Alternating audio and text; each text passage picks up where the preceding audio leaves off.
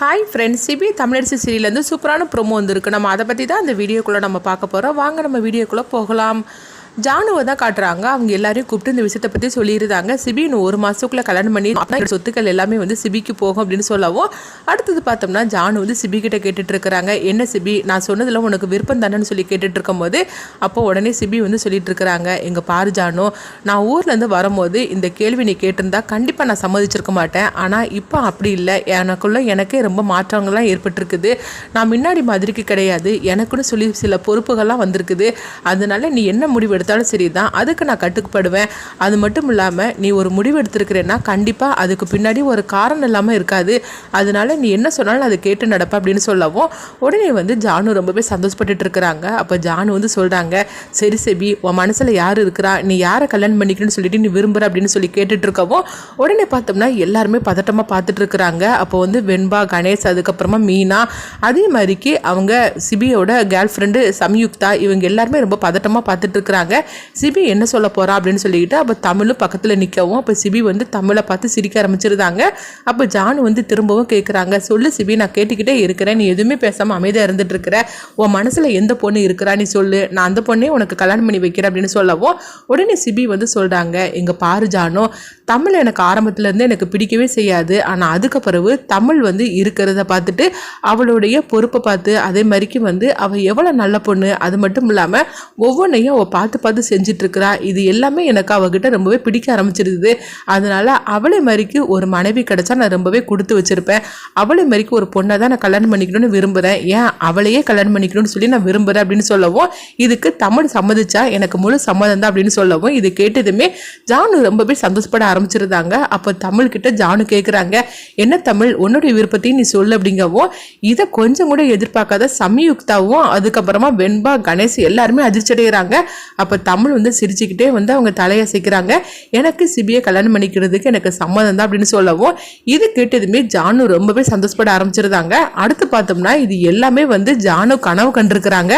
அப்போ அவங்க வந்து நான் நினச்ச மாதிரிக்கே சிபியும் தமிழும் வந்து கல்யாணம் நடக்க போகுது, அவங்க 2 பேரும் இந்த கல்யாணத்துக்கு ஒத்துக்கிட்டாங்க அப்படின்னு சொல்லிக்கிட்டு ஜானு வந்து சொல்லிக்கிட்டே இருக்கவோ, அப்போ கரெக்டாக அங்கே முத்தம்மா வராங்க. முத்தம்மா வந்ததுமே என்னாச்சு, எதுக்காக ஜானுமா இப்படி தூக்கத்தில் வந்து எதையும் நினச்சி சிரிச்சுக்கிட்டு ரொம்ப சந்தோஷப்பட்டுட்டு இருக்கிறாங்க, அவங்க முகத்தில் எவ்வளோ சந்தோஷம் தெரியுது, அப்படி என்ன கனவு கண்டாங்கன்னு தெரியல அப்படின்னு சொல்லிட்டு முத்தம்மா வந்து ஜானுமான்னு சொல்லி கூப்பிடவும், அப்போ ஜானு வந்து கண் முழிச்சு பார்க்குறாங்க. பார்த்ததுமே அவங்க அதிர்ச்சி அடைகிறாங்க, ஏன்னா யாருமே பக்கத்தில் இல்லாமல் இருக்கிறாங்க. இதை பார்த்ததுமே அதிர்ச்சி அடைகிறாங்க.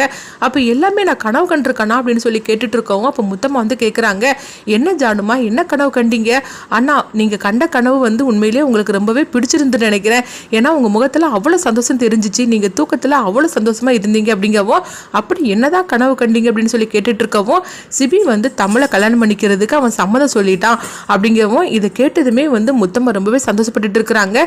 என்ன ஜானுமா நீங்கள் சொல்கிறீங்க அப்படிங்கும்போது, ஆமாம் சிபி வந்து தமிழை கல்யாணம் பண்ணதுக்கு சம்மதம் சொல்லிட்டான், அதே மாதிரிக்கு தமிழும் வந்து சிபியை கல்யாணம் பண்ணிக்கிறதுக்கு சம்மதம் சொல்லிட்டாங்க, இவங்க 2 பேரோட கல்யாணம் நடத்துறதுக்காக நான் எல்லா ஏற்பாடும் பண்ணிட்டு இருக்கிறேன் அப்படிங்கவும், இதுதான் நான் கண்ட கனவு அப்படின்னு சொல்லவும், நீ மட்டும் கொஞ்ச நேரம் கழிச்சு வந்தேன்னு வச்சுக்கோங்க, அவங்க 2 பேருக்கும் வந்து கல்யாணமே நடந்திருக்கும், ஆனால் அதுக்குள்ளேயும் என்னை வந்து எழுப்பிட்டி அப்படின்னு சொல்லி கேட்டுட்டு இருக்கவும், இதை கேட்டதுமே முத்தமாக வந்து சிரிக்க ஆரம்பிச்சிருந்தாங்க.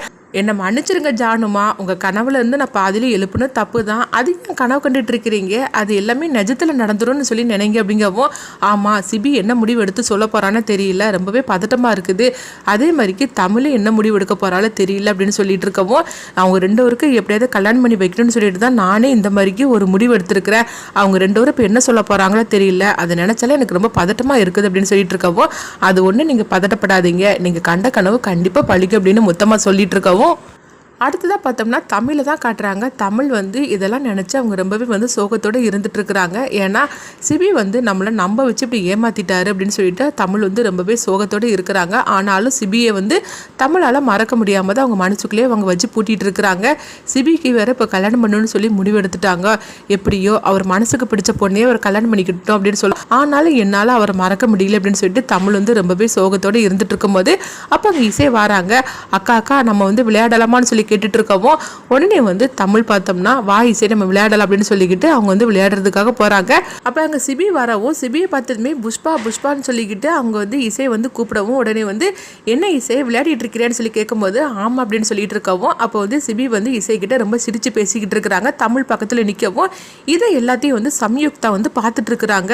ஓஹோ இந்த சிபி வந்து தமிழ் குடும்பத்தோட இந்த அளவுக்கு ரொம்பவே வந்து ஓவராக வந்து பழகிட்டு இருக்கிறானே, அவங்களுக்காக என்னை அடிக்க கூட செய்துட்டா. இப்போ இதுக்கு எல்லாத்துக்கும் ஒரு முட்டுக்கட்டை போட்டு வைக்கணுமே. இப்போ எப்படியாவது இவன் மனசை மாற்றி நம்ம இவனை கல்யாணம் பண்ணிக்கிடணும். ஆனால் நேரடியாக நம்மளை கல்யாணம் பண்ணிக்கணும்னு சொன்னால் அவன் கண்டிப்பாக ஒத்துக்க மாட்டான். ஏற்கனவே அவன் மனசை நான் மாற்றி இருக்கிறேன், ஆனாலும் அவன் ஒத்துக்கிடலை. எப்படியாவது வந்து தமிழை பழி வாங்கணும்னா நம்ம வந்து சிபியை கல்யாணம் பண்ணிக்கணும். அது மட்டும் இல்லாமல் இந்த சொத்து நம்ம கைக்கு கிடைக்கணும்னா நம்ம சிபியை கல்யாணம் பண்ணியே தீரணும். அதுக்கு ஃபர்ஸ்ட் நம்மளை அவனை வந்து ஏமாற்றணும் அப்படின்னு சொல்லிட்டு நினைக்கவும் அப்போ வந்து ஜானு வந்து அவங்க சிபியை கூப்பிடுறாங்க. என்ன சிபி நீ என்ன முடிவு எடுத்திருக்கிற கல்யாண விஷயத்தை பற்றி அப்படின்னு சொல்லி கேட்டுட்டு இருக்கவும் உடனே சிபி வந்து சொல்கிறாங்க, இங்கே பாரு ஜானு, எனக்கு இப்போ தானே நீ சொல்லியிருக்கிற, எனக்கு கொஞ்சம் டைம் கூட அப்படின்னு சொல்லிட்டு இருக்கும்போது அதெல்லாம் டைம் கொடுக்க முடியாது. இன்னும் 1 மாதத்துக்குள்ளே உனக்கு கல்யாணம் நடந்து முடியணும், அப்போ தான் அந்த சொத்து எல்லாமே உன் கைக்கு வரும் அப்படின்னு சொல்லவும் அதனால் உனக்கு 1 நாள் நான் டைம் தரேன், அதுக்குள்ளேயும் நீ முடிவெடுத்து நீ சொல்லிடு அப்படின்னு சொல்லவும் இதனால் சிபி வந்து ரொம்பவே சிக்கலில் மாட்டின மாதிரிக்கு அவங்க நேராக ரூமுக்கு வராங்க. அப்போ வந்து சம்யுக்தா வந்து இதெல்லாம் பார்த்துட்டு அவங்களும் வராங்க. என்ன சிபி உங்கள் பாட்டி உங்ககிட்ட பேசுனது எல்லாத்தையும் நான் கேட்டுக்கிட்டு தான் இருந்தேன், நீ என்ன தான் முடிவெடுத்திருக்கிற அப்படின்னு சொல்லி கேட்டுட்டு இருக்கோம். இப்போ சிபி வந்து ரொம்பவே எரிச்சலோடு இருந்துட்டு இருக்கிறாங்க. ஏன் தான் அந்த பாட்டி வந்து இப்படி என் உயிரை வாங்கிட்டு இருக்காங்களோ தெரியல, இப்போ என் கல்யாணத்துக்கு என்ன அவசரம் சொன்னாலும் புரிஞ்சுக்க மாட்டேங்கிறாங்க, இந்த சொத்தை வச்சு என்னை மிரட்ட ஆரம்பிச்சிருந்தாங்க அப்படின்னு சொல்லும் போது உடனே வந்து அவங்க சம்யுக்தா வந்து சொல்கிறாங்க, அங்கே பாரு உன்னுடைய பிரச்சனை எல்லாம் வந்து முடியணும்னா நான் சொன்னது தான் நடக்கணும், நீ என்னை கல்யாணம் பண்ணிக்கிடுது அப்படின்னு சொல்லிக்கிட்டு அவங்ககிட்ட சொல்லு, என் கழுத்தில் தாலியும் கட்டு, அதுக்கப்புறமா நம்ம 2 பேரும் பிரிஞ்சு போயிடலாம், அப்போ சொத்து உன் கைக்கு வந்துடும், நீ நினச்ச மாதிரிக்கும் உன் வாழ்க்கையை நீ வந்து அதாவது வாழ ஆரம்பிச்சிருவேன், நான் சொல்கிறது கேளு, வேற எந்த பொண்ணையாவது நீ கல்யாணம் பண்ணிக்கிட்டேன்னா அப்புறமா உன் வாழ்க்கையை அவ்வளோதான் முடிஞ்சு போச்சு அப்படின்னு சொல்லவும் இப்படி சொன்னதுமே சிபியோட மனசு வந்து மாற ஆரம்பிச்சிருது.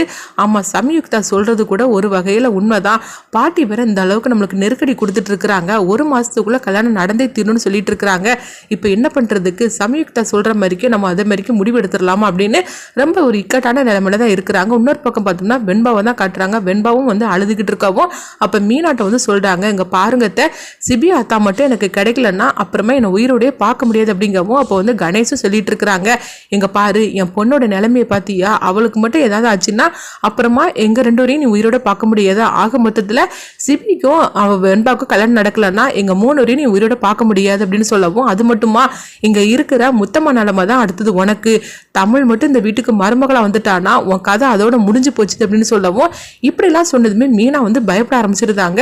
என்னன்னா இந்த அளவுக்கு என்னை போட்டு பயமுறுத்திட்டு இருக்கிறீங்க, நான் தான் வந்து அத்தை கிட்ட எப்படியாவது சிபி வெண்பா இவங்களுக்கே கல்யாணம் பண்ணி வைக்கிறதுக்கு நான் பேசுகிறேன்னு சொல்லியிருக்கிறோம்னா எனக்கு கொஞ்சம் டைம் கொடுங்க அப்படிங்கவோ ஆமாம் நீ டைம் கேட்டுகிட்டே இரு, இன்னும் 1 மாதத்துக்குள்ளே கல்யாணத்தை நடத்த முடிக்கலன்னா அந்த சொத்து எல்லாமே பறி போயிடும், அதுக்கப்புறம் நம்ம என்ன சொன்னாலும் எதுவுமே நடக்காது அப்படிங்கிறாங்க. அதனால சட்டு புட்டுன்னு நீ உங்கள் அத்தைக்கிட்ட போய் இந்த விஷயத்தை பற்றி நீ பேசு அப்படிங்கும் போது சரிதாண்ணா நான் பேசுகிறேன் அப்படிங்கிறாங்க. ஆனால் அதுக்குள்ளேயும் சிபி மனசில் வர என்ன இருக்குன்னே தெரியல அப்படிங்கும்போது இங்கே பாரு சிபி என்ன முடிவு எடுத்தாலும் சரிதான், ஆனால் அவங்க அத்தை எடுக்கிற முடிவுக்கு தான் சிபியும் சம்மந்தம் சொல்லுவாள், அதனால இவங்க அத்தை கிட்ட தான் இந்த விஷயத்தை பற்றி நீ பேசணும், எப்படியாவது அவங்கள நம்ம வழிக்கு கொண்டுட்டு வரணும் அப்படிங்கவும் மீனாவும் சரி அப்படிங்கிறாங்க. அடுத்து பார்த்தோம்னா சிபி வந்து ஒரு முடிவுக்கு வராங்க, நான் சம்யுக்தாவை தான் நான் கல்யாணம் பண்ணிக்க போகிறேன் அப்படின்னு ஜானு கிட்ட சொல்கிறாங்க. இதை கேட்டதுமே ஜானு அதிர்ச்சி அடைகிறாங்க. அடுத்து